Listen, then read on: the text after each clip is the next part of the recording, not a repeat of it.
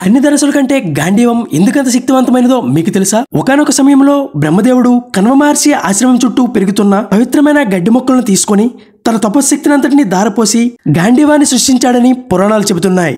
ఈ గాంధీవం ఎంత శక్తివంతమైనదంటే ఈ గాంధీవం నుంచి వచ్చిన ఒక అస్త్రం లక్షల అస్త్రాలకు సమానం. అయితే ఈ గాంధీవం అర్జునుడికి ఎవరిచ్చారో తెలుసా? ఒకానొక రోజు అగ్నిదేవుడు కోరిక మేరకు కాండవనాన్ని అర్జునుడు కాల్చివేస్తాడు. దానికి కృతజ్ఞతగా అగ్నిదేవుడు అర్జునుడికి ఏ వరం కావాలో కోరుకోమని అడుగుతాడు.